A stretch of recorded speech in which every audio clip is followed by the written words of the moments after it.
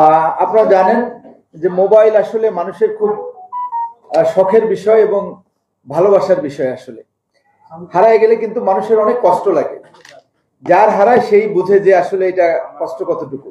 আবার অনেক সময় অনেকের পার্সোনাল তথ্য থাকে, আবার অনেকে অতি পার্সোনাল ভিডিও মোবাইলে করে রাখে। এই ভিডিও আবার অনলাইনে লিক হওয়ার সম্ভাবনা আছে। তা আমি আসার পর, আমি এখানে 2 মাসের কিছুদিন বেশি হলো আমি এখানে এসেছি। আসার পর আমরা এই মানুষের হারানো মোবাইল উদ্ধারের এই কার্যক্রমটার জন্য গতিশীলতা করি। এখানে আইসিটি বিভাগ নামে একটা আলাদা, আইসিটি এবং এলআইসি একসাথে করে কিছু ইয়ং ছেলেদেরকে দায়িত্ব দেই।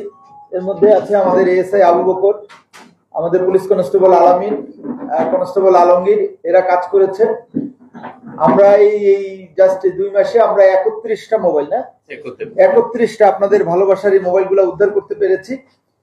আমরা একটা জিনিস আপনাদের আবার মনে রাখতে হবে যে আমরা কিন্তু সব উদ্ধার করতে পারবো না, এটা আমাদের পক্ষে হয়তো বা সম্ভব না। যেমন এই মোবাইলটা আমাদের যদি আপনার এই মোবাইলটা হারানোর পর যদি ব্যবহার না হয়, তাহলে কিন্তু এই মোবাইল উদ্ধারের কোনো সম্ভাবনা নাই। মোবাইলটা ব্যবহার হইতে হবে, এক, অথবা মোবাইলটা সে ফালাই দিল, মোবাইলটা ভেঙে ফেললো, এই মোবাইলটা ইউজ না হইলে কিন্তু আর এটি করা যাবে না। আবার অনেকে আইনগত প্রসিডিউরও জানে না। আর একটা মোবাইল উদ্ধার করা কিন্তু অনেক কঠিন কাজ, অনেক খরচ।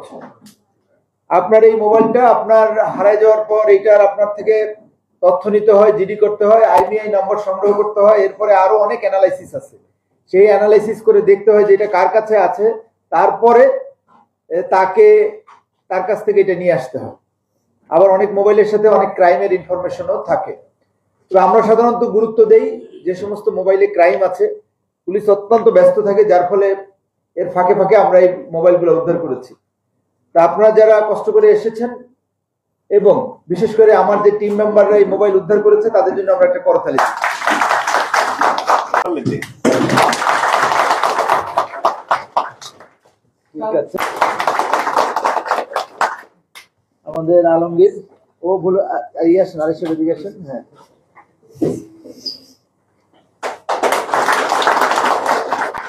ঠিক আছে, ওকে, থ্যাংক ইউ।